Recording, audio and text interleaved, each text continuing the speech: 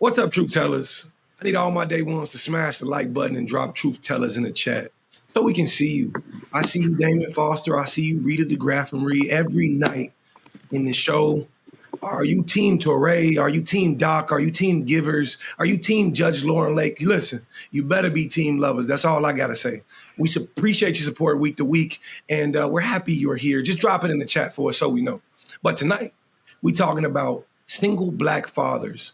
It's a very rarely celebrated and barely understood topic on here in the world, you know, just not here, but here in the world, often labeled as absent, assumed irresponsible, or simply erased from the story altogether. But what about Black fathers who stay, the ones who fight for custody, who wipe the tears, who cook the meals, who show up to the games, the ones like me, you know what I'm saying? Like me, like Torrey, you know, what about us? And still get labeled deadbeat. Tonight on Truth Talks, we're breaking the silence and busting the myths around what it really means to be a Black father in America. So tap in, family, hit the subscribe button on Truth Talks Live and buckle up, because this is Truth Talks.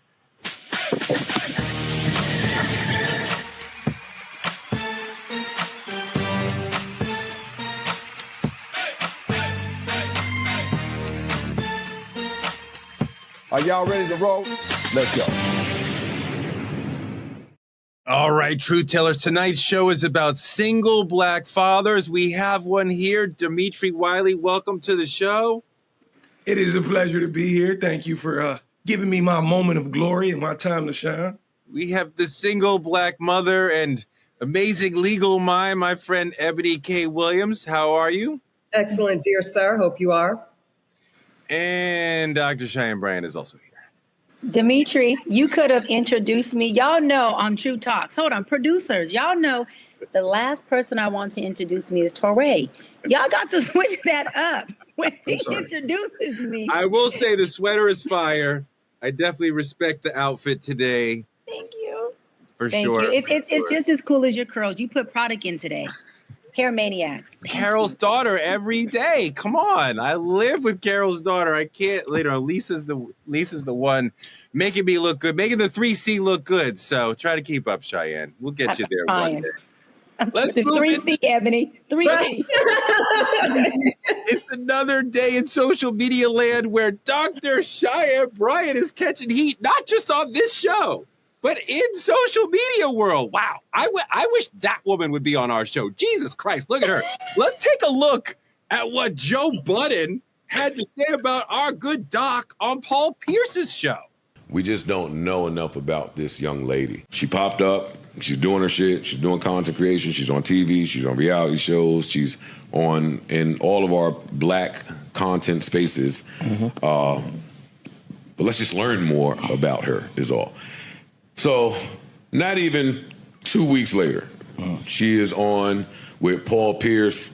He's doing the Lord's work right now, is he? Wow. His red pajamas and feel But like know what's funny about this? I'm trying to find a way to pause it. Know what's funny about this? What? For all that big cash money shit she be talking, she can't even see this. At all. She can't. No, I think this is what I'm assuming. I think when she gets on most public stages, most people have a certain level of reverence and respect that they not trying to ask you, yo, so the dick is good. She was like, what? She didn't think he was going to say no shit like that. Most people not going, if Melissa goes on somebody's show, they don't be like, man, when last time you got some good dick? Like, people not going to ask you that. So I think he blindsided her with some of the questions that he's asking, and she wasn't prepared for it. Yeah, just on some hood booger shit. Yeah. She wasn't prepared for it. I think that what happened, because I would want to question her, like, what did you think was going to happen when you went on Paul Pierce's fucking podcast? That's called The Truth. No, that's not what I'm saying. Yeah, exactly. I think that what she thought was going to happen, and this is just my thinking. Assumption. I think that it would have gone, by way of her thinking, it would have gone the same way that her being on Cam Newton's show and Nick Cannon's show. She ran those interviews. She did. You know what I'm saying? And she came out smelling like roses out of them, and she kind of like, mopped the floor with them a little bit. Doc, wait, what happened on Paul Pierce's show that they're talking about? What did he ask you? So, first of all, I mopped the floor with Paul Pierce as well in that show. I give information that I want to give to create the narrative that I want to create. And for folks like Joe Budden, and I'm not going to say Paul, because Paul knew what was going on because he was present with me on set on his show, Truth After Dark. And so point of what I'm saying is for Joe Budden and these folks who are journalists and are so good at what they do, they should understand that a person who is a good interviewee is going to control their narrative. And so what happened on the show was Paul and I, and Azar, his other beautiful co-host, we were having an interview, and I was, in his words, therapizing them. I had already kind of, gave them their coaching and their therapizing in his words. And then he said, Doc, I want to now ask you some questions. He asked me, who are you dating? Are you single? That's all he asked. Then I said, yeah, I'm single, but I'm dating. And there's been a young guy who I have, I use the word spin the block with for the past 5 years, meaning I come in when I want to date him and deal with him. And when I don't, I don't. And I said, it's very transparent. And he understands that. He knows that. This is not no manipulative tactic of he thinks there's going to be something more. He wants marriage. He wants commitment. He knows I don't want that at this moment. And we have our own agreement. And this is what we do. It's our dynamic. So Paul says, so what you're saying is he's pretty much your work. And the dick must be good. Yes. He asked you that question, is the D good? He asked that question. And so what I did was, I purposely laughed and said, I'm not vitamin D deficient, because we were having a vitamin D deficient conversation prior to the interview. You see your face, Torre? So this is what's funny, is that people always talk about information and narratives and clickbait and people going viral, okay? When you do what I do for a living, which is not media, my for a living of 17 years is I've been a psychology expert, started off as a therapist, and then went into a life coach, okay? And with my personality, I know exactly how to drive things because I'm used to having to drive things in sessions with people to help them get to the root of their issues, to help them see things that they need to see for their awareness. I also know how to drive my interviews because that particular clip went viral. Now, everybody's trying to figure out who is this young guy she's dating. Everyone is having a whole conversation around it. And it got Paul Pierce and them the highest views, the highest rating, on their show, on our clips. And guess what that does? For anyone who knows media, while these journalists are acting so freaking dumb at a job they think they're so good at, that is the whole point of having a podcast. Is interviews that would spike an audience's view and cause engagement. So I did exactly what I was supposed to do. Your answer was fantastic, and it was sharp, and it's witty, and you definitely controlled that moment and took back your power and refused to be embarrassed or ashamed. Yeah. Okay? Full stop. His question is completely inappropriate and obnoxious and ridiculous. And I think that you responded well is a separate question from the question should never have been asked. And I don't care that you're out here for clicks or and I want you to deal with that part of it for me. Well, let me say this, Torre. So love that you said that. I agree to a certain extent. I see your face, Ebony, because I also agree with you saying, well, should it have not been asked? So you have to understand, Torre. Melissa Ford said it. She said it great. I have been literally mopping these dudes on every interview. Okay, there has been I am 10 for 10. I've been in the NFL 10 years. I got 10 Super Bowls to these people who are watching these interviews. Okay, I'm not saying that I do. I'm saying from the folks watching it. So, Torre, when I go on your platform, do you not understand that your job is to try to come for me because I have mopped everybody else? So you want to be the first pioneer to say, Doc didn't mop me. Doc didn't get me. So I understand that too, as a person who actually has a brain, that every platform I go on, especially if it's a man and a man who has a more dominant alpha personality, his goal is not to interview me. His goal is to see if he can crack the Doc. I understand that. So you think myself and my team are not setting up interviews with strong personality alpha men like Paul Pierce, Nick Cannon, Cam Newton, thinking that one, I can't handle it. Two, I'm not going to mop their ass as well. And three, that I'm not going to give pertinent information that I know is going to tee them up to do what I want it to do. Dimitri, very simple. I appreciate Dr. Bryant's ability to take these situations and make them work for her. I don't like the other people she's working with approaching the conversation as a competition and a chance to break her. I don't invite her or anyone on your platform to try to make them look stupid. Like, you know what I mean? And when you come into Truth Talks or whatever I'm doing, I want you to feel comfortable. I want you to walk away happy. I'm not trying to ask the question that fucks you up, that makes you look stupid. And I think that was a clear attempt to try to make her look bad. Yeah, I think that's this generation we're living in. Nothing moves faster than positivity but negativity.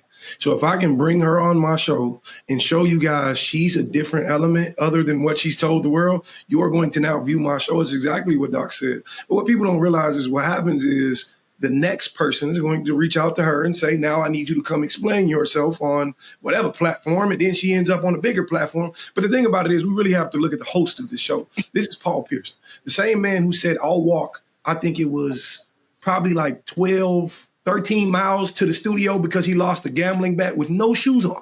This is a bet he made.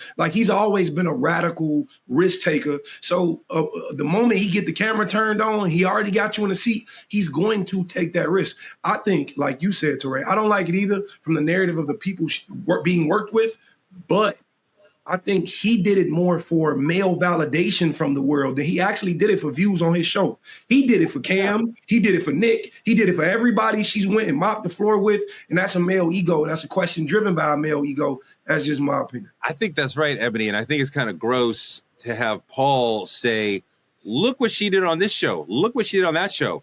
I'm going to get her. I mean, it's totally an attempt to slut shame her.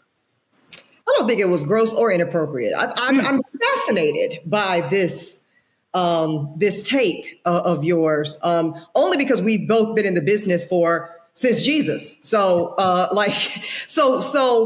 while it's very good natured and well intended, this is the dynamic, Touré. So let me speak as a fellow woman who particular subsets of our male peers find particularly triggering. Okay. When Dr. Bryant shows up on these platforms, Cam's show, Nick's show, et cetera, and she does what she does so effortlessly, so brilliantly, this poses a direct threat. This is very threatening to a very real subset of male podcasters, okay? And frankly, the male community, right? Dimitri's nodding.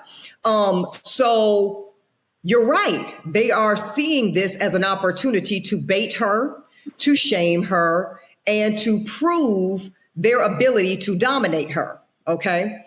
But this unleashes the genius of Dr. Bryant. This is nothing more than an opportunity for her to further demonstrate the complexity. See, you saw it in Joe Budden's setup. And full disclosure, for those that don't know, I worked with Joe for a couple of years at Revolt when we co-hosted a show called State of the Culture. So I'm familiar. I also really, really do this shit, right? So Joe's setup indicated how threatening he sees her position. How do we know this? He at length talks about how she's deferred to, how she's presented with prestige and deferential energy in these spaces, and he doesn't like it. So he was all too excited to be able to celebrate the takedown of the deference and the dethroning of the positioning. This is wonderful, Touré. Don't cry for us, Argentina. This is a great thing for women like Dr. Bryant and myself, because it only serves to further prove, to further demonstrate why we really are the bitches we say we are. Okay. Hold on, sis. Hold on. Rewind. Say that one more time. I'm listening. It only goes to further show you that we really are that bitch we say we are. That happened to me many times on the Breakfast Club. Who lovely. Those are my friend, colleague friendly. But what you say, envy.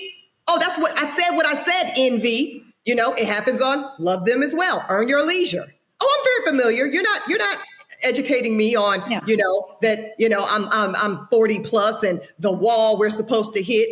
But Mr. Earl says I'm still a pretty young thing, so it's cool.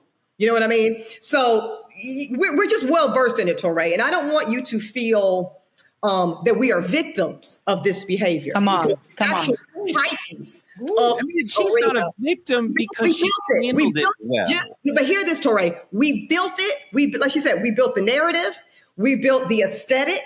We built all components of it just for this exact scenario, and it works out perfectly.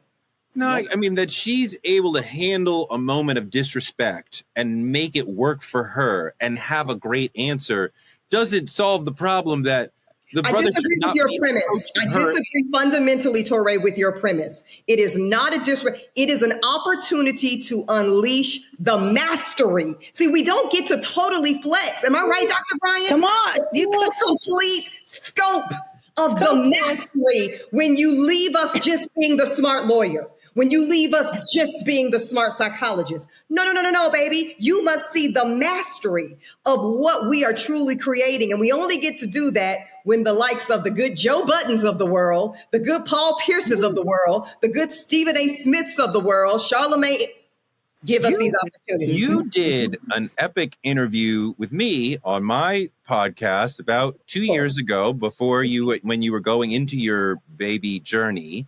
Yes. Weren't pregnant yet, but had your plans.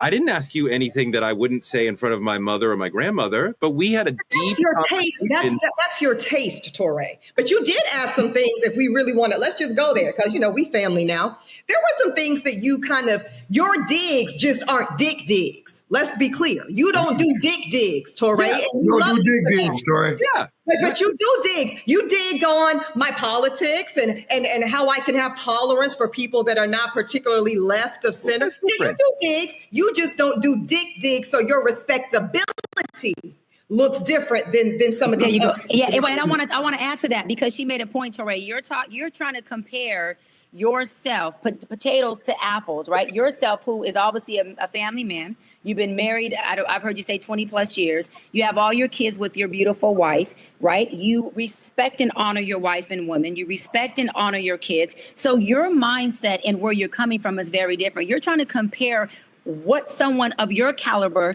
would do versus someone who has multiple baby mamas, who is a man who preys on women, who is a man who needs to make sure he's with a woman who is less than, a woman who would allow him to dominate her, because then that means he has no ego if he can't. A man who holds only his value on being high value, but a low fucking functioning at its fucking peak. A man who cannot regulate his emotion. A man who can sit only with a woman who he feels he can actually sound, not be like he's educated, but is not at all. A woman who he feels like if I get Dr. Bryant on here and I can even get a little edge on her, then maybe that'll make me look like the dude I've been trying to say I am with this NBA contract. But without that contract, I'm just a regular ass nigga in the hood who's low functioning, a baby daddy, broken homes, broken families, horrible decisions. And now I get to sit across a woman who has 10 for 10 Super Bowls and attempt to see if I can make one touchdown on her. That is a low budget, low functioning ass man. You cannot even compare yourself to them, Torre.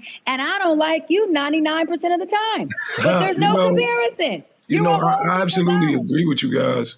I think, Tori, we sometimes we viewing it from our angle. Like it was said here recently, it's the difference between journalism and actual podcasting. You can give anybody a mic. Anybody with an opinion can get a mic, but that doesn't make them correct. That doesn't mean they're fishing for the information the correct way. But what I do know is that we ask, is Dr. Bryant on fire or is she in fire? But fire and fire just makes more fire. She can be both. Both can be true at the same time. And both can be genuine for her to flourish at the same time. I wouldn't see it as a negative perspective, more so, but what I do view so negatively is the idea that men in our space tend to feed on women falling short, tend to feed on tearing women down. And it's amazing me, but I think Dr. Bryant summed it up the best I've heard it. You have a weak man who's weak in his own mind, and he's viewing it to the idea that, okay, if there's a powerful woman, I'm now intimidated.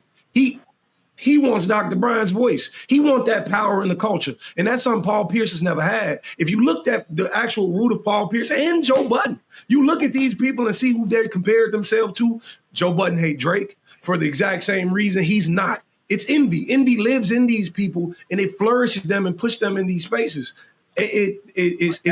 Last thing, do you think that it would be possible in the current world that we live in, misogyny and all that, for Doc to just answer the question, yes. Well, I was going to say, it was so funny to me because, well, of course the dick is good. The woman essentially said so, right? Subtextually, see, this actually goes to show the lack of intelligent cognitive ability of Paul Pierce. Because when she says the main thing he wants is marriage and commitment, I'm not available for that, yet I continue to deal with him on a by-choice basis, it's called deductible reasoning. Do we recall this skill in school? The dick must be good because that gives us the exact reason she's still dealing with him. Come on, somebody. Girl, when you so on fire, sis, I had but to she drink said my it water. in an intelligent way that she could say in front of her mother.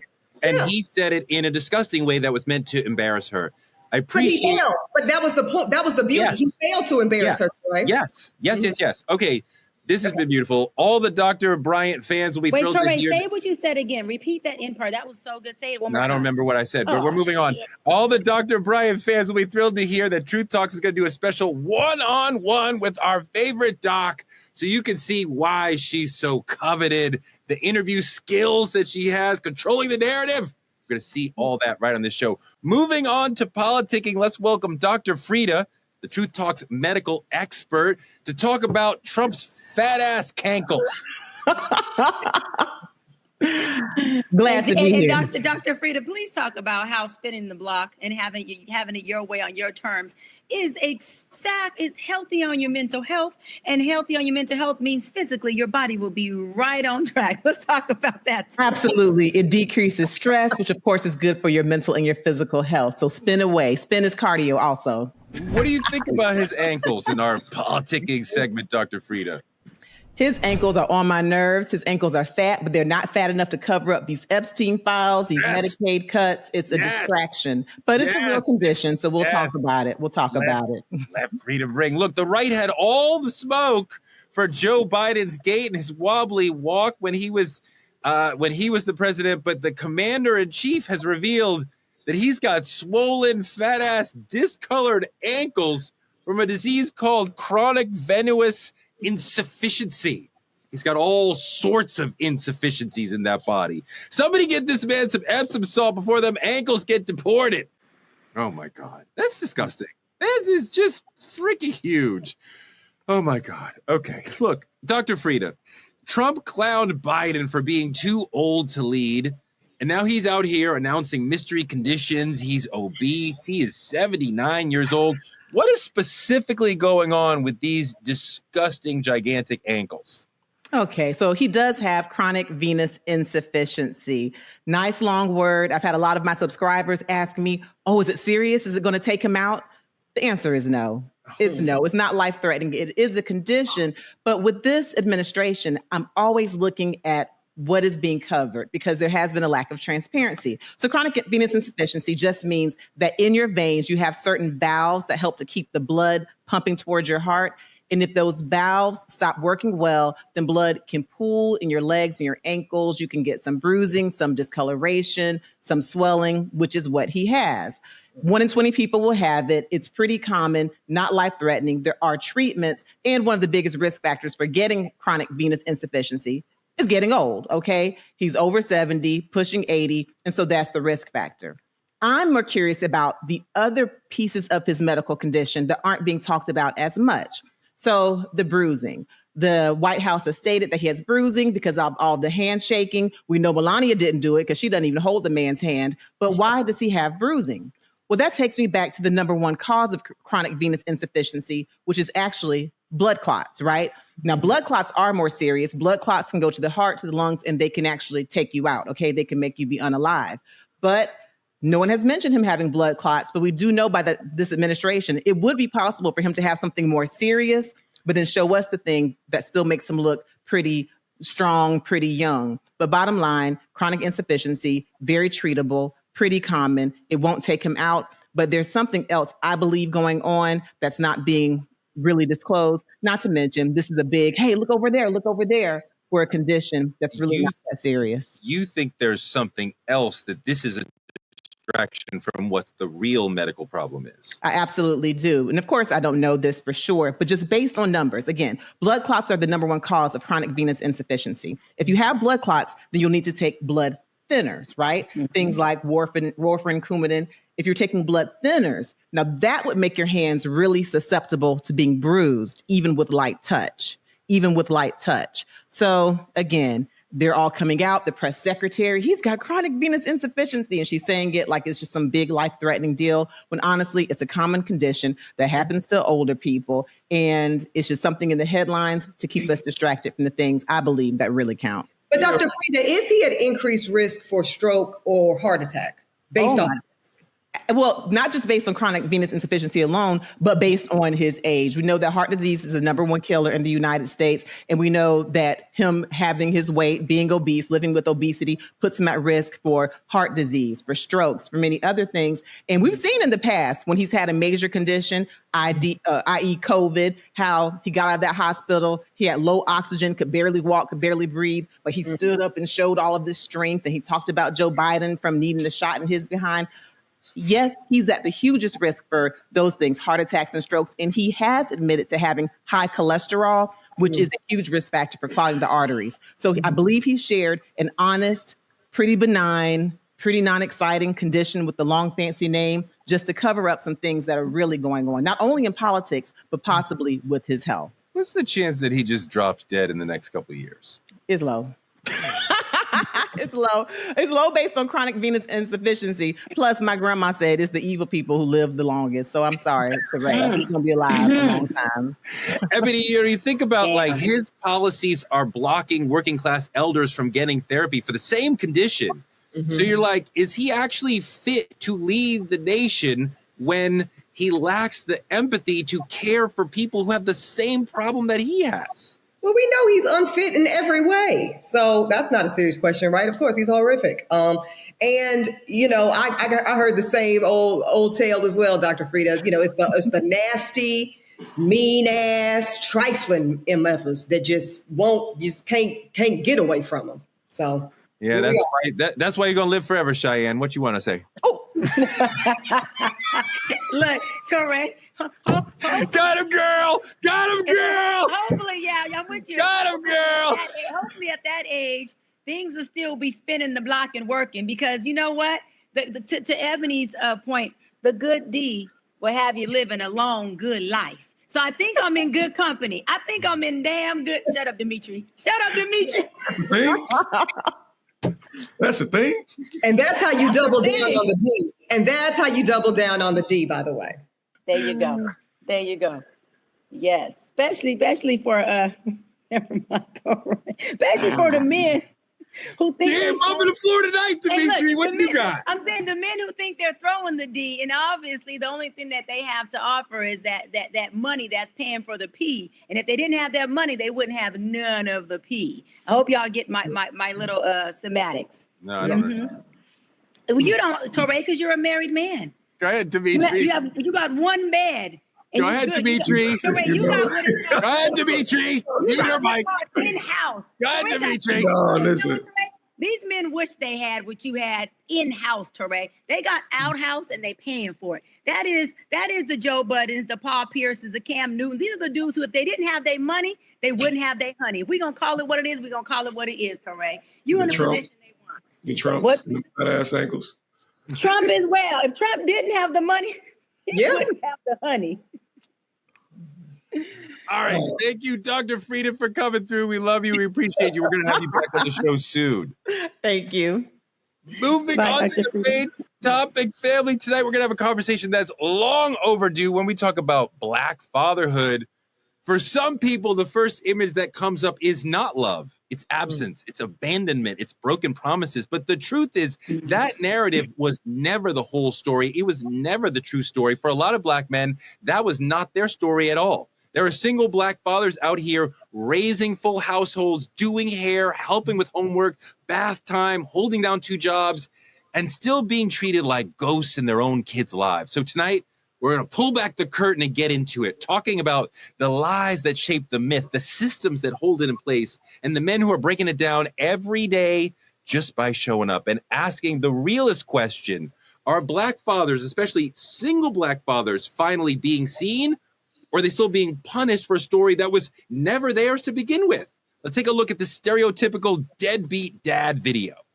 Ms. Lovett, you are in court today to prove Mr. Hilton is the biological father of your 2-month-old daughter, Winter. You claim that Mr. Hilton has denied your daughter since birth and has also abandoned your other 4 children. You say the stress of this entire situation has been devastating. Is that correct? Yes, Your Honor. Mr. Hilton, you claim you are certain Miss Lovett's daughter is not your child because Miss Lovett was in a sexual relationship with another man weeks before you learned of her pregnancy. Is this correct? Yes, Your Honor. So, Ms. Lovett, you claim Mr. Hilton's denial is hurting your family. Explain. He's a deadbeat dad. He doesn't take care of the kids at all. He does nothing. I've lost everything. I lost my house, my car. I'm financially, I'm just destroyed because he just want to handle his responsibilities. Mr. Hilton, those are strong allegations. I'm not finna take a baby that's not mine. I love my kids, Your Honor. I got 4 other kids, but, Your Honor, I'm not finna do that. That's impossible. It's really sad to hear about the situations. I don't know who's right, who's telling the truth, or who's on point, but it's just really sad, that whole situation. Dimitri, according to CDC studies, Black fathers are statistically more involved in their children's daily lives than white fathers and Latino fathers. We are not necessarily living in the house, but we are present in the daily activities that our children are part of. We are full, active fathers for the most part. Take a look at this video about that. Out of all men that have children, Black men find the most happiness in fatherhood. Come on, man. Talk about it. For one. And the second thing that they found out is that Black men that have children actually experience a higher level of happiness than Black men without children. That's the part that I found really, really interesting because there's no research on parenting, especially with Black people, right? Absolutely. And it's even less with Black men. So Facts. It's one of those things where it's like, yo, like, this is not a fatherhood pod, but we damn sure come on here and we will knock against any stereotype about Black fathers because we know it's not true. Dimitri, what do you think about what he said about children making your life better as a father? I wholeheartedly agree, like entirely. Like I got a 5-year-old son. His name's Logan. My son has been everything to me. Actually, very transparent, which I've always been via social media. Last night, this is right hand of God. Last night, in my dream, I don't know if you guys ever experienced something like this, but I was pouring down. Right, I was leaking in a dream, and reason being because my son asked me a question, and I remember it so vividly about getting older. Why can't I do this? I'm in 1st grade now. And my mind went of how he's been there for me since being a baby and how I cherish just him being a child so much that growing older makes me sad. And to the degree that he's been everything for me. He's been a sole source of happiness. And I think there's this rhetoric that Black fathers get. Like you said, what's the statistic is? We get attached this negative connotation because it's all people choose to talk about when we're actually very present and very happy. Now, I'll admit, me and my child's mother has always been on a 50-50 custody schedule, one that I created, one that I enforced. I remember originally fighting to go to court saying, because she moved on with a new man and I was okay with it. But I originally remember mentioning to her that I'd like to go to court about it to make sure there's nothing that can take me away from my son. I was the first to change a diaper. I was the first to wash him up. I was the first. We get this narrative that we don't want to be parents when I think that's absolutely false. And my son is my sole source of my happiness. So I love it. Having children definitely fills you up. You know, you feel responsible. You feel like, you know, just you're doing the right thing in the world. And, you know, it never goes, you know, the thing you're talking about, my child is going away to college in a month. And I have moments when I'm like, they're not ready. And I'm like kind of freaking out, like we're going to leave them in this place and they don't change their clothes on a day-to-day basis. They don't, you know, brush their teeth on a day-to-day basis. They only shower when we kind of twist their arm to do. And I'm going to leave you in a place and they're going to college in Rochester, is 5-hour drive away. I'm going to leave you. You don't, Like, what happens with, and then there are days when you're like, they are ready. And I'm so excited, and so you go back. So I don't actually cry because I am socialized as a man in America to not do that. But I feel the sadness of if I could cry because like, oh my God, like this. But then, the kid is taller than me. So it's like, it's time for you to go. Touré, we need a session with just you and I to unpack why you feel like you cannot express emotion through tears. Because you've said that multiple times on this show. You book a session with me this week because we got to unpack that, brother. That's going to take more than 2 talks. We need a session, baby. We need a session. No, I know. It's like something I know, and I couldn't even. I want to talk about, but I could think about why. I don't know. I don't even know. Touré, I have a question for you. When you hear Dimitri say how. And I want to applaud you, Dimitri, because you are doing something that you're doing a lot. But one thing that I really like, this is the lawyer in me now talking. I like the proactive effort and intentionality on securing a joint custody order on the front end. Because oftentimes by the time a custody order is put in place, for the sake of both co-parents having access to the child, it is on the back end of something very contentious. Something very horrible has happened to lead to that outcome. And I believe, and I know a lot of people don't like courts involved at all in parenting, but sometimes they can be essential tools to ensure access to the child is unfettered, despite the up and down feelings of either the mother or the father, right? I think we see this right now playing out in real time with Halle Bailey and her child's father. What is it, DDG or something? So my question, though, is to you, Touré, generationally, right? Because you and I and Dr. Bryant are of a different generation than Dimitri. Do you think this younger generation of Black men are doing a better job, essentially, not necessarily of being better fathers, but of maybe being less afraid, less ashamed, of availing themselves to these types of tools to make sure that they get access to their children, whether they on the good with the baby mama, the outs with the baby mama, she's moved on or he's moved on or what have you? I feel like I see more dads who very much want to be part of the child's life no matter what. I think the generation above me, they were 50-50 if they would stick around for the kid. My generation and below, it's like, I got to be there for my kid. I love my kids, even if I'm not in the same house. I think Dimitri's story is more typical of his generation of fathers that like, whatever it takes, I'm going to do that. But Dimitri, like last night in the chat, one of our super fans, Real Estate ABC, said men want to feel wanted as fathers versus feeling needed. I wonder how you feel about that. I definitely feel needed, don't really care about the wanted. It's like whatever I can do to take care of you, that's what I'm here to do. What do you feel about that? Yeah, I don't feel I have a need to be wanted. It's not about being wanted. For me, my child, sometimes I actively hear him saying, "Oh, Daddy, I don't want to leave." He's such a dad's boy. Like, he's always been that way. It's just who he is by nature. And he be saying, "I don't want to leave." My encouraging words are, you only get one mother. You got to value this. You got to spend time with this. And my thing about it is, it's not necessarily that I want to feel wanted. I'm not fighting for that. The need I have is already predetermined. It's already pre-written. You're just like you said, your kid's going away to college. That is what your need supplies. Your need pushes them to a direction you didn't get to. My son's not a junior because I didn't feel like my name was strong enough to give him when he was born. So I gave him one of his own. So now I'm looking at this kid who's in the most developmental stages of his life. He's looking at me saying, "Dad, I need you."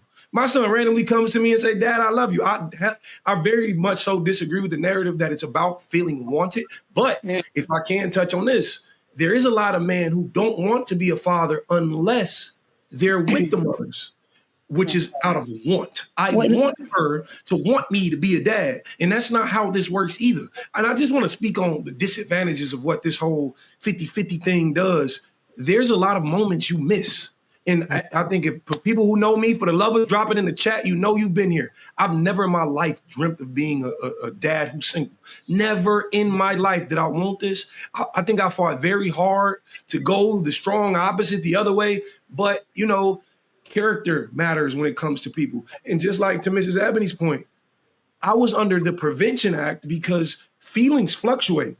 You know what I'm saying? How you feel now and where you want to be now may not always be where you want to be. So I encourage all men to take the preventative maintenance route in terms of making sure there's nothing anybody can do to come in between you and the connection you got with your child.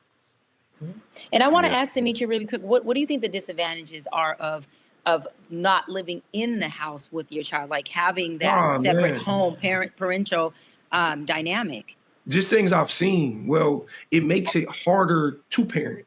It makes it harder to be the enforcer or be the person who says you're going to follow these rules. Because the moment he leaves my house, he goes out and do. I got a call from his mother the other day. He's starting to talk back. And I'm like, I haven't seen that side of this kid. He doesn't do that over here.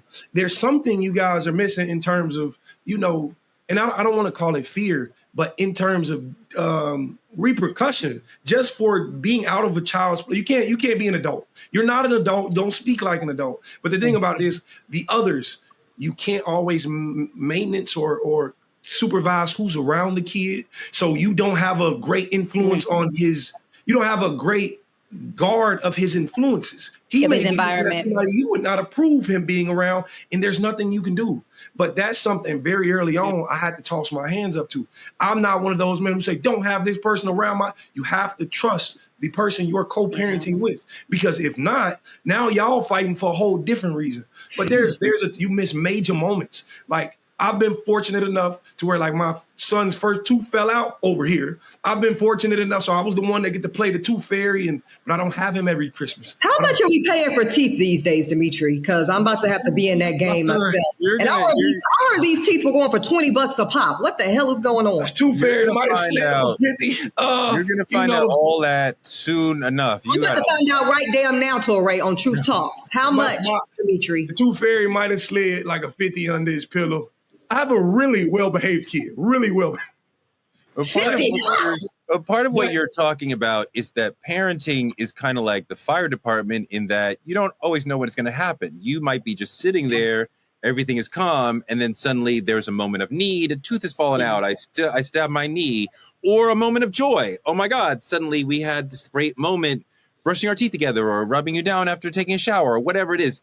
Moments that aren't planned, the PTA meeting and the game out, the soccer game, that's great. But there's these little moments. His tooth fell out and we celebrated that. We didn't know that was going to happen. So those little moments. And so if you don't live in the house, this is why the Nick Cannon situation makes me sad, because the children are in 6 different homes. Yeah. There's so many impromptu moments that you are missing. And I don't know how you get back to that, but Demetri, I'm stuck on $50. Is it $50 just for the first tooth or every tooth thereafter? You know why I gave him $50? I looked at my son the night his tooth fell out. He was so excited. First off, we did the string on the door trick because it was already right. Yeah. We did the old school.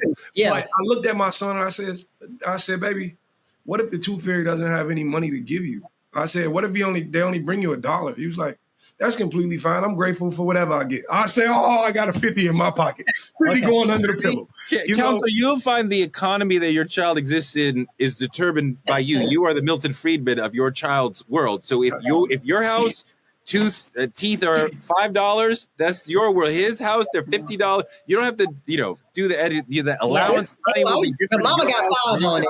Yeah, Mama got 5. Demetri, wait, and I want to feel, Demetri, to be loving. Hold on, how does it feel, Demetri, to love your child deeply, and yet there's these layers of legalization that in between before you go there, Touré, because I don't want to get off topic. Before you go there, I just want to touch on what Demetri said about missing those moments, because that is what triggers me so much about the broken homes, is the moments that are missed. And then on top of that, if those 2 parents go on to have more kids, all of those kids start to feel like, wait a minute, is daddy or mommy getting more moments with the other siblings? Is daddy or mommy missing out on what I have because they're actually attending my sister's graduation? Is daddy or mommy, paying more attention or investing more in their birthdays or in their times? And don't let it be a child who actually does live in the home with your new wife, right? Or her new husband. Then daddy or mommy's waking up every morning with that child, and that child is getting something that you only get one time if you get it, which is that every morning, the walks to the schools, the Daddy picks me up from school every single day, and I get to go home to him. I get to see mom or dad cook. I get to see mom and dad engage and interact and show a representation of their love that gives me the value and representation of the love they have for me. So there's so many moving parts that parents, unfortunately don't get when there's a broken house, because that child doesn't get to see the normalcy of two parents, and they always feel the deficit of, well, is daddy over there because he wants to? Is mommy over there because she wants to? Why is it that daddy or mommy can't be here with me? Because kids don't have the insight when they're 1 through 5 and sometimes 1 through 10 to rationalize why isn't that parent in the home. They start to take on a little bit of shame that says, was I not good enough for them to stay together? Was I not good enough for mommy or daddy to be present? And so that's something I deal with a lot, really quick, Dimitri, in session with my young kids that I'm in session with, that say, hey, well, I mean, I have shame because there was nothing I did or could have done to save the marriage, to save the relationship. And to look at the other side of the coin, just me, there's an extreme amount of guilt that comes along with finding my wife one day, having more children, and Logan not being present in every waking moment. That bothers me. That's because it. I never want my son to feel like you're only in this other household because dad didn't want you here. That's not Come the on, truth. Dimitri.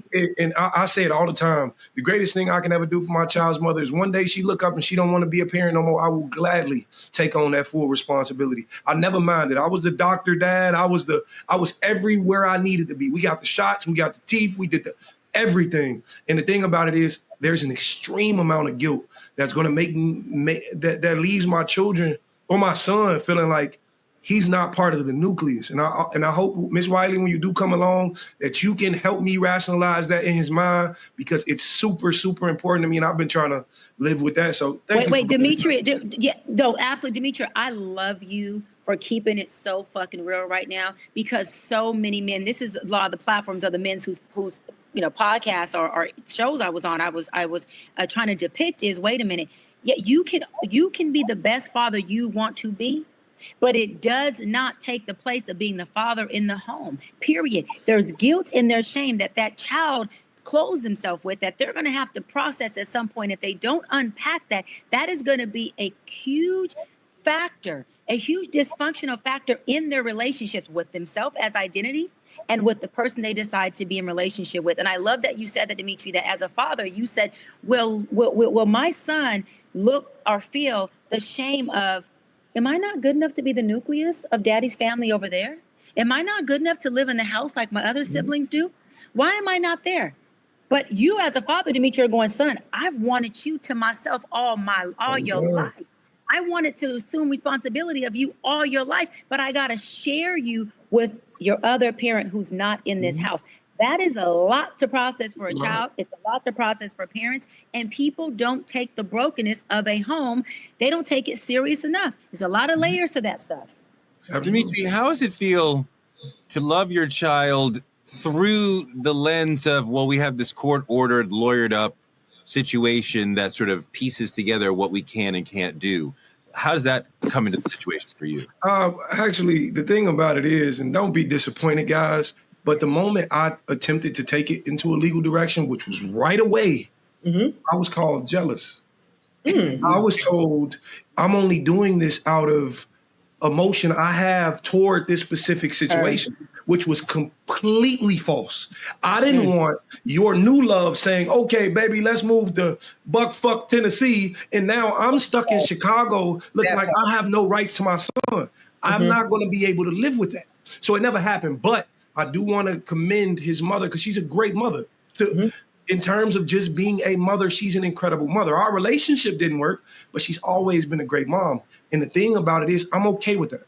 If we don't have to get technical or legal or whatever the case is, or I don't have to love through the legal lens as Torre have depicted it, I'm okay with that, as long as we can sit down at the table and say, this is what needs to happen. I have my receipts. I have my school. I have everything needed to when we go to court. The trips we've been on, the passports we've gotten, every single thing. And I advocate for every single parent. Do so. Keep up with what you're doing. Hold on one second, Tori. I just want to speak to the custody piece. because I think it's very important that what Dimitri is saying right now, that I hear him saying, is that oftentimes we as a society, and certainly we as a Black community, I think we kind of boogeyman custody agreements and child support, right? In the same way that often we boogeyman what other legal document? Prenuptial agreements. And I think, and I'm not saying this to say that everybody should go this route, but I think that if we destigmatize what Dimitri has done and not make it because he's jealous or because he's controlling or because he's trying to do this and hurt her, what if it's just a brother that says, let's mitigate the risk? Let's take it off the table that there will be any conflict as it relates to our joint and mutual continued access to our beloved child that we share together. And here's the shocker, y'all. It doesn't always have to be adversarial. Sometimes it could be your lawyer. The best case scenarios, and I used to always try to start from this place, there are things called consent decrees of custody, where Dimitri and the child's mother can sit in agreement without adversarial lawyers and just say, hey, we can go through the court-appointed magistrate or mediator, and we can agree Monday, Wednesday, Sunday, Tuesday, Thursday, this, and this, and this. Both sign, judge says, clerk stamped, and now we have a consent decree. So these things cannot always look so horrid, always be so sad, and they really can be very protective and helpful documents. Doc, what role do women, the sisters, play in the baby mama drama that happens a lot of times when there's multiple parents in multiple households dealing with one child? You mean what role do they play in choosing that circumstance, or what role do they play in it being effective and healthy?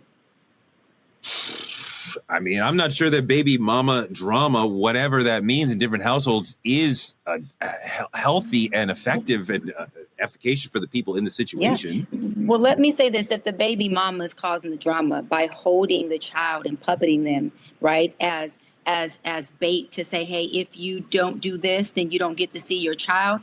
That is a mother who is doing a complete disservice to her child. That is a mom who does not have her child's best interest at heart, because at the nucleus of this co-parenting relationship, it should be a conversation around what's best for this child. And let me put my feelings to the side and not let my feelings cause problems. That's where you say, listen, I have to surrender to the reality that I am a single mama, that I am co-parenting. And if I don't have the proper tools, let me get it by seeking wise counsel. Let me get it by going to therapy, getting a coach, or talking to a couple who I see co-parents in a healthy way. And how are they blending this? And I think this is what's really important.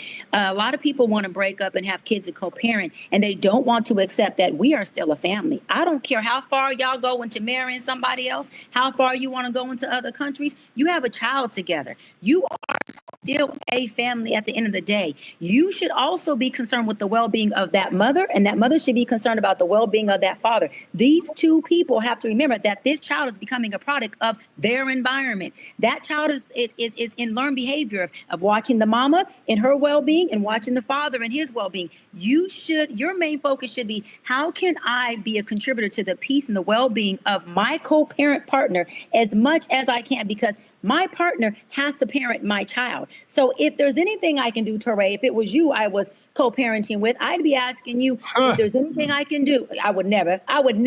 But if so, I would say, if there's anything I can do to help you be a better father, please tag me in, because it's not about me caring about you. I care about my child who's going to be in your presence. And I want to make sure you are healthy, that environment is healthy. And this is also, this may be off topic, but I'm going to say why I don't date men with kids, because I would support him supporting the mother. And I don't want to be with a man who's supporting another woman outside of me. But let me say it again. I would support that man supporting her, because she is raising your child. If she needs help with bills, if she needs a car so they're not having transportation issues, baby, you got to help her out. And I am not going to be the woman who is sharing you, which I call polyamorous, because you got a family over there. Now you're building a family over here. I'm not into polyamorous. So I'm going to have to say no go. But you should make sure that you are taking care of the well-being of the person you're parenting with, because it affects the child. Touré, can I ask you, what is the biggest struggle you've seen or experienced, like as a Black father, whether it was emotionally, financially, court systems? I don't know the entire situation, but what about you? When your child comes to you and says that they're trans, that's a big deal. And you're like, how do I deal with this? How do I understand this? How do I support you? Mm-hmm. How do I put aside whatever personal feelings I have and say, what do you need? And how do you see the world? And how do I get behind you and support you, even though I don't fully understand? That was really hard. And it's an ongoing hard thing to deal with. And yet, you go into the world and you protect your kid. I mean, when they had an incoming student forum at the college, it's like 500, incoming families talking to the school. And, I'm like, is it safe in front of 500? Is it safe for trans kids? Is there a community of LGBTQ folks who will be here to stand with my child as they, develop through college and this journey? And they were like, yes. Okay. And I'm like, that becomes a central concern for me. So, you're dealing with this major shift, a new name, a new perspective on the world, new sort of clothes that you want to wear, as you're also moving toward leaving the home. So what are you going to do in this journey after you've left and you don't see us every day? I don't know. You're going to come back for Christmas and look unrecognizable? I don't know. So all of this. Are you going to come back to Christmas, period? Right? Because there's a whole generation right now of parents of young adult and grown-ass adult children that are recognizing the consequences of their good and challenged choices while parenting that are now affecting what the adult relationship looks like. And I don't think there's enough time spent, period, but certainly within Black parenting households talking about this, that the vast majority of God is good and life is long, which we pray for, you'll be in relationship with your two children, Touré, much longer with them as adults than you will be in relationship to them as child adult. And how everything that in the right, that's remarkable, but so simple when we think about it. Same with you, same with me. Liberty and I will be adult relationship companions for far longer than I will just be raising her as the adult to her child. So everything I do from now to 18 and some change, that's going to dictate whether she even does come home for those holiday breaks. Absolutely. It's very complicated to be a single Black parent. We talked a lot yesterday about some of the demonization that single Black mothers get. What about single Black fathers, the whole symbol of it? Do we get more grace, less grace than single Black mothers get? Oh, we get no grace.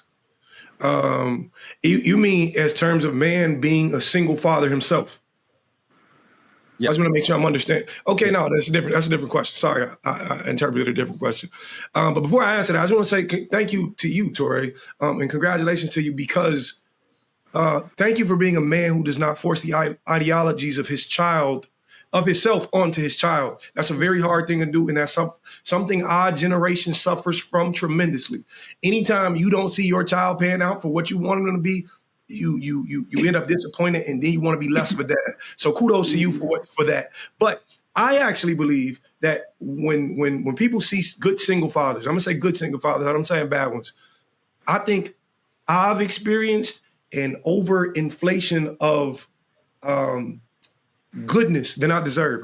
I'm a dad, and I love being a dad. It is. I've always dreamt of being a dad, but I don't deserve the credibility the world is giving me. I don't want to be bright because everything else is dull. I don't want that. I don't want you to call me a good man because half of the world appears not to be. I'm a good dad. Okay, great for being a good dad. Tell me Happy Father's Day. That's it. I don't need the praise of saying, oh, and I absolutely hate it because we praise when men are good dads, but when you see a good single mother, that's what she's supposed to do. That's not what she's supposed to do. That's not how the world should work. So me personally, I've seen it from an end to where I'm praised for being I recently received a book of me and Logan's memories in cartoon form from somebody. And it's beautiful. It's a beautiful sentiment, and I'm grateful.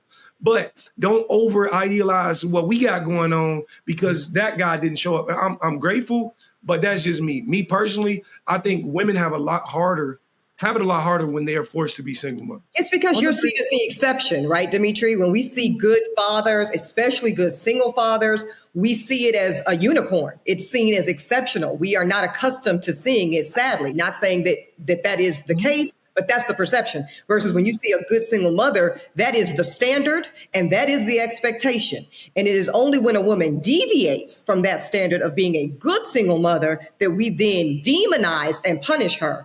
And it's a really good awareness point, Dimitri, for you to name the hypocrisy. So I appreciate it. When I see a single mother, my thought is mom never leaves. Mom is the planet on which you exist. Dads shouldn't leave, but sometimes they do. They might. But mom, no matter what, she's going to be there for you. I want to bring in another father, though. Friend of the show, Gerald Griggs, been on the show a bunch of times. He's a new father again. How old is your new baby? I have a 14-month-old and I have a 17-year-old. Amazing. Wow, you started back. You was out and they pulled you back in. Oh my God. Yes. Earl wasn't done. He wasn't done. You're a father for the second time. You're also in the court system a lot as an attorney. You see a lot of black men dealing with a lot of traumatic situations. What do you think is the perception these days of black fathers in our community and in the mainstream America? Well, let's just push back on something. Our report recently came out that 70% of African-American fathers are in their children's lives. So let's push back on this bad black father image that's been put out in the media. Let's also push back on the fact that, a single black father is the exception for being, exceptional and not the rule. As somebody who was both in a marriage and has been single and now is in a marriage, all raising children, we have to understand the child didn't ask to come into that situation. But once the marriage breaks up or the relationship breaks up, your only duty as a father is to that child. Yeah. To the child you brought into this world. And as a child of a parent that did divorce, my parents did divorce at 16, I saw both ends of it. And I saw a father who fought to be in my life and a mother who was open and accommodating to be in my life. But many of my friends who are fathers have to fight exceptionally hard. And that's one of the reasons why I don't handle domestic relations cases, because I do see the bias inherently built into the system to disproportionately take black fathers out of the home. So what I just want to add to this conversation is there are thousands upon thousands of good black fathers. And Dimitri, I push back on that a little bit. You should accept that, because the media is trying to put a narrative out there that black parents, black fathers are absent when we are the most present, regardless of our relationship status.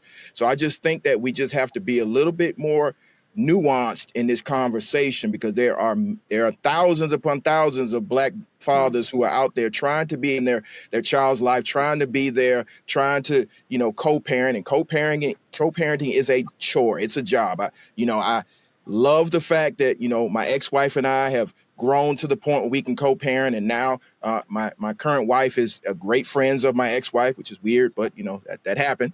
But you got to work at it. It's a job. And, anybody that comes into that situation has to understand, I love my 17-year-old. That's my heart. But it was not easy to get to the point we are right now. Gerald, wait, the ex-wife and the new wife are good friends? Gerald, the ex-wife and the new wife are friends? Wait, hold on. The ex-wife and the new wife are friends? Hold on. That is what I'm talking about that polyamorous. Okay. That's not polyamory. I'm not polyamorous. Gerald knows I love polyamory. I love one woman. One woman. Yes. It's not polyamory. Polyamory is intentional. Yes, it is. Look, Yes, Gerald, it is. when we talk about the reasons why some black men are not showing up for their children, we talked about the 70% who do, but there's 30% who don't. That's lower than other races, but there's still a number of black men who aren't. But we're talking about mass incarceration. We're talking about a world of difficult job prospects for a lot of black men, high unemployment rates, mental health issues, being shut out of parenting decisions, the way that the court system, as you alluded, is biased toward women. How many black fathers are not really absent, but sort of pushed away by the systems that we have in place? I think a majority of them are, and this is coming from my own personal experience. I don't have a lot of deadbeat black father friends. Like, I look for them. I'm looking for that guy who I just don't want to be a part of my child's life. And I don't see many of them. And the ones that I do see, I see a host of brothers coming around him and saying, hey, bro, regardless of how you feel about your ex or whatever happened, That child did not ask to be here, and you wouldn't want to be in a situation like that where you are, removed from your parents' life because your parents can't get along, or there's some issue that happened way before you were born, or even as you were being born, or something else that has nothing to do with that. Don't put that on the child. The child deserves to have a healthy relationship with both of their parents, because it takes two parents, even for the single parents, and I've been there, it takes two parents to raise a child, and we have to get back to that particular ethos. Now, a lot of us are making decisions, and I respect the decision of anybody to be a single parent, but we have to remember parenting is difficult, and it helps to have two people engaged in productive parenting. It does, but I don't want to erase the many amazing, especially single Black moms who are doing amazing work and raising great children. I mean, Ebony, I don't want to leave the notion of, well, you got to have two parents in the home. It's great if you can have two parents in the home, but there are amazing homes where there's only one parent in the home. Well, I was going to say, I respect, Gerald's perspective, and he's entitled to it. But obviously I disagree, which is why I chose voluntarily to bring a child knowingly, not circumstantial and something happened. No. I made every intention around this because I wholeheartedly believe in my competence and my God-given favored ability to adequately raise my daughter alone as one parent, and this is why it's a conversation. Doc, how do we get to women who make emotional space for men getting to a place where they really see the men emotionally rather than just being like, man up, pay up, shut up? I think holding space and understanding that a man being able to be in contact with his emotions is healthy. Vulnerability is also a strength. And I think learning to find a man being able to share his emotions with you as an act of him honoring you, as an act of him respecting you and saying that I trust you. And so you have become a refuge and home for me. I think women need to find that attractive and understand that that is also part of a man's love language, being able to, share his emotions with you and not have to just stop at the superficialness of, we can be physical together, which is an external exchange, but we cannot be internally in a relationship. I think the internal space of emotional exchange is where the intimacy comes in at, and that in turn makes for a better relationship. Ebony, do you see the whole toxicness of the situation when you got to go to court and there's bias against men in the court system? And does some of that push good men out and make them want to walk away from the whole parenting situation because they feel like visitors in their kids' lives, or they feel unwanted? Well, I'll go further. As somebody who briefly practiced family law, and I do agree with my co-counsel here, it is the most egregious practice, and I've defended murderers and sex offenders, and the family law was the worst. Some of them literally run out of money. Can we just talk shop here? It costs oftentimes to have a full-on custody battle and go toe-to-toe and have a hearing and a modification hearing and a modification hearing on top of that.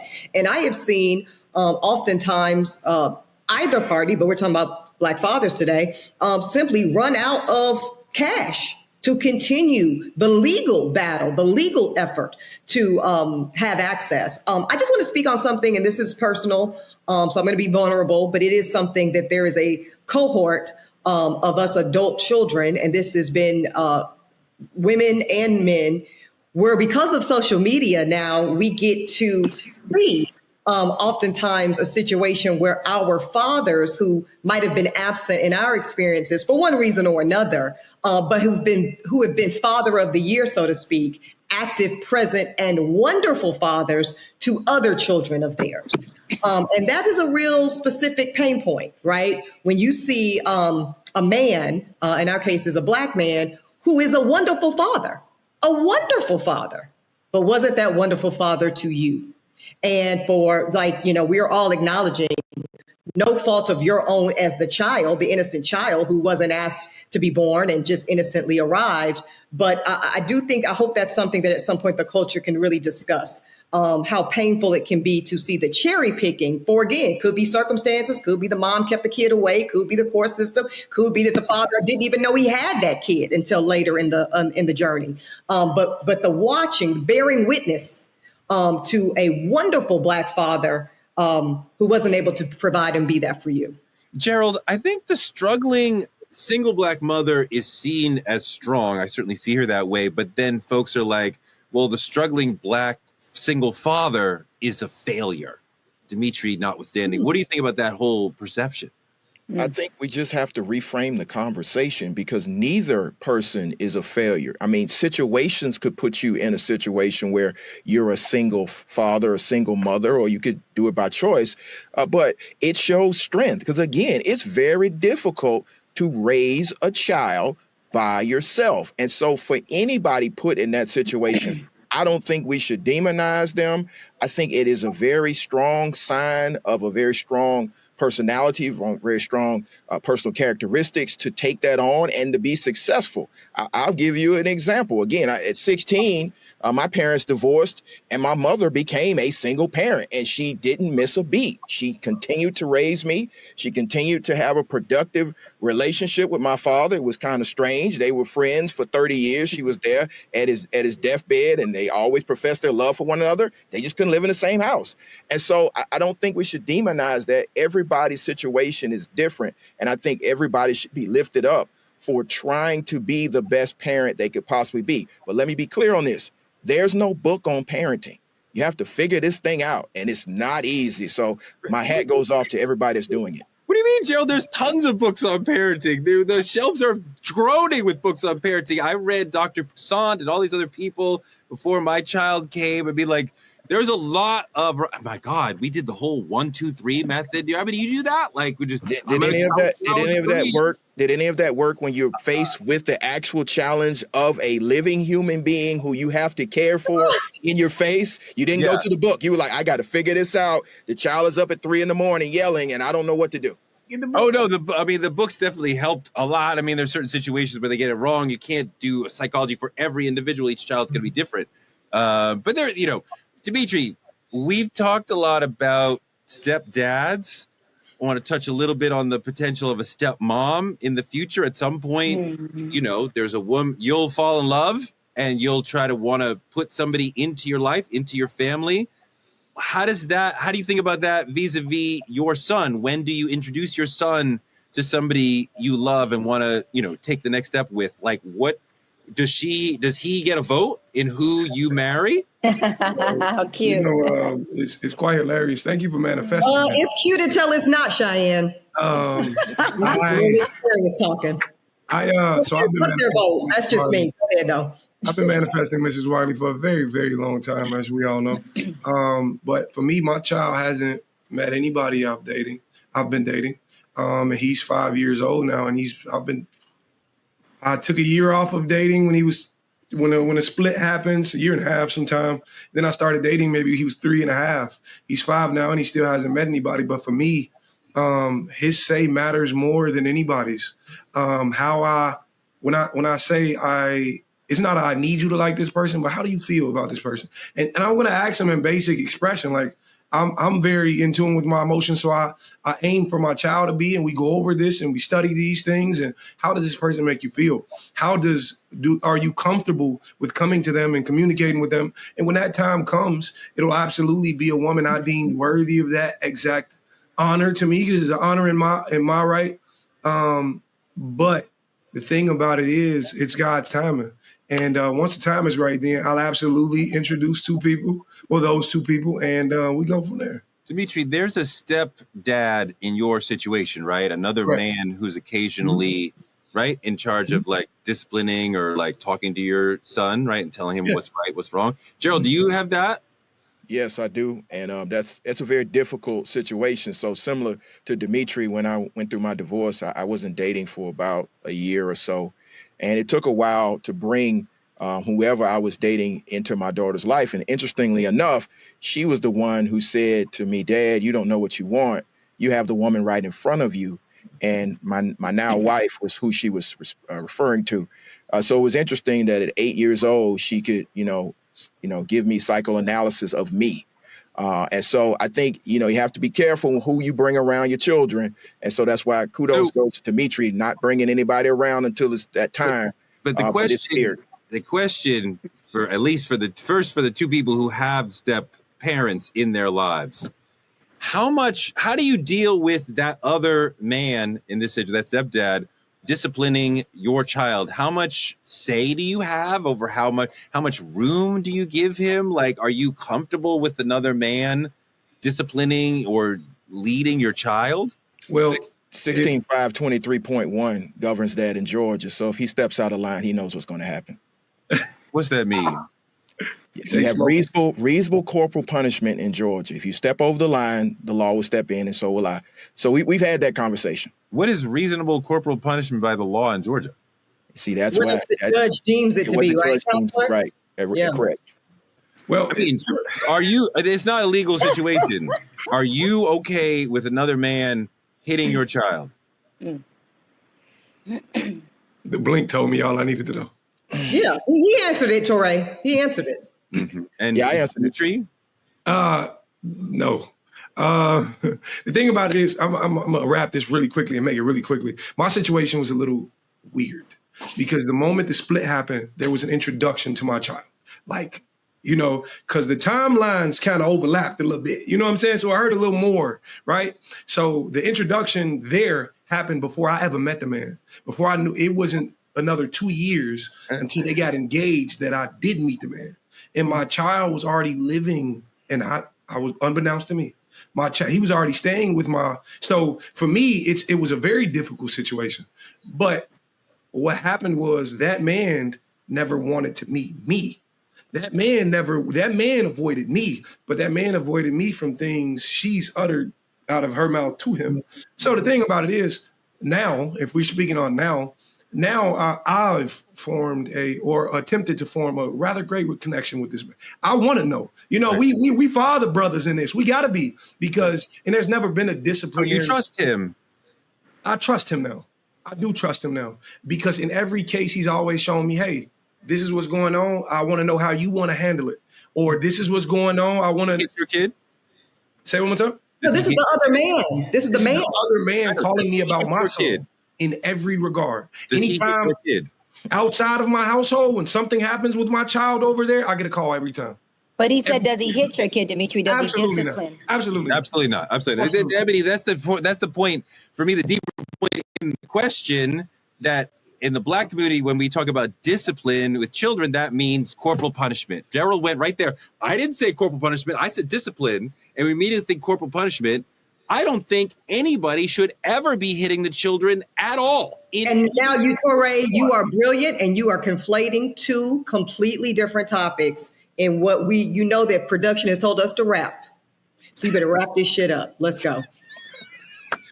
Before you start a whole nother. We're gonna do that. We're gonna do that. But we're gonna open up Pandora's box not this episode. The box is already open, Gerald. It's already open. We need to have the polyamorous conversation because I know you and I disagree on it, but it is definitely family polyamorous. We also need to, Cheyenne, we need to have the kid gets a vote on the dating piece too, because it can be cute at 5 and 8. That was beautiful what y'all shared. Let's try it when the kids are 16 and 18. It looks different. And their rebellion against they're feeling threatened. Like they're feeling so possessive of their parent and so threatened by any parent.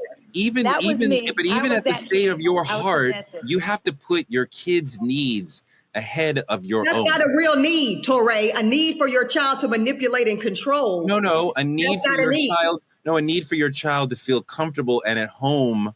When they are at home. If they're not, I don't feel at home with her. Okay, well, I have to. But Torre, we got to go. But Torre, know that is distinct from I am rhetorically saying I don't feel this and I don't feel that as a manipulative mechanism to ensure that I control what I possess. That is something different. I think you'll see when you get to the teenage. I don't need to see. I was the stepmama, so I know I can know what it looks like. That some children are going to do that, and the parent can suss that out. I mean, I think the parent, you'll know your child. You're right. That is around discernment, and that is another you'll episode. Understand. You are trying to control me.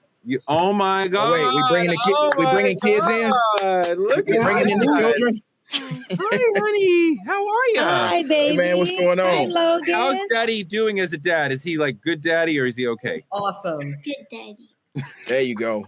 I got a question for the fellas though. Before we wrap, last question. Yeah. What do you guys feel as men, we should be encouraging like the world and the people we deal with as far as the women or our guy friends? What do you want them to know about being a Black dad?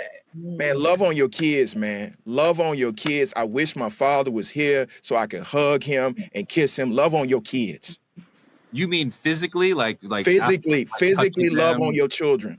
Yes. Yeah, no, for sure. That. I think there's definitely been Black men in previous generations who were lacking on the touching. Yes. Hug them, kiss them, like put your hand in their hair, like let them like feel you, like this is beautiful. This is beautiful. Yes, Get a little extra, but it's beautiful. They should feel your love, but they should also hear it. They need to hear, I love you. You are great. You know what they also need to hear? I'm sorry. They need to hear daddy say, I made a mistake, because they want to know that you are humble enough and fallible enough to recognize when you make mistakes. So the dad, like my dad, who would never apologize, and it confused me over the long term, like I'll be like, I'm sorry, I messed up. My kids will be like, you don't say it fast enough. Like as fast as I can muster it emotionally, I will say, I'm sorry, I made a mistake. And they need to hear that, and they value hearing that. So if it was me, I'm gonna tell them, you got to remember that they too are human. Like I know as kids, our parents used to tell us, you're just a kid, your opinion doesn't matter. Or sometimes I learn a lot from this little dude. I learn a lot. And their imagination takes limits off of things we often put limitations to. I've realized there's nothing I can't do if he thinks I could do it. You become stronger in the mind when you feel like your kid, like you said, love on them, but also realize you're loving a human who's going to one day have just as strong viewpoints and opinions on the world as you do today. So keep loving on them. Dimitri, let me tell you, Dimitri, you and Logan got my ovaries jumping. My ovaries are like, go. But what do you guys feel? I didn't ask. Miss Ebony and Dr. Brown, what do you guys feel that Black fathers need to hear? I think you need to hear more of, we see you. We do not believe narratives that tell us otherwise. You don't need to be perfect to be valued. And even if a Black single mother like myself doesn't have an active Black father in my home, know that it is honored and revered, the valuation of Black fathers in our Black community. And it can't be overstated. Hey, can you call the nanny and tell her to bring in your kid? No, I'm saving liberties on camera appearances for something that I can monetize, but thank you. That's right. I'm just fucking with Torre, Cheyenne, because that's what about you, Dr. Brown? I just think that I think that y'all need to be heard. I think heard without a rebuttal. I think that's it. I don't think there's much to it, but to be heard, no rebuttal. Let you guys' issues be your issues. Not bring in our issues, hold space for you. And then at the end say, okay, did you want me to listen? Or did you want me to help you and assist you in doing something? I think that's all y'all need. I think y'all don't need a whole lot of lip and conversation. I think y'all over that shit. You need to be heard and supported. And what we doing, baby? And where we going? I am so glad that Logan joined us on the show today. That was awesome. He can come back anytime. Maybe he'll come back and read the intro next week. That's it for tonight's Truth Talks. Listen, this wasn't just one conversation. It was a confrontation. We set out to demystify Black fatherhood, but what we really uncovered was how deep some of the wounds go and how little space we give Black men to be both strong and soft, present and flawed. So here's the truth. If we don't start seeing Black fathers as whole people, not just headlines or hashtags, we're going to further destroy the Black family. In the same breath, to all the Black fathers who aren't stepping up, come on, guys, you got to come in here and get this joy, because there is nothing like hugging your children and seeing a little person who looks like you and looking, they need you. So show up for them. Do better. Be present. Children are a blessing. No matter how they got here, they need us in their lives, and we got to show up for them every day. This is more than parenting. This is a cultural issue. Let's get back to raising our sons and being an amazing example for our daughters. This has been Truth Talks, the stories they don't want you to hear. We're going in every night, just like this. Like, subscribe, and keep supporting us by telling a friend to tell a friend. Check us out every night, 8 p.m. EST and 8 p.m. PST. Truth Talks will be back tomorrow night.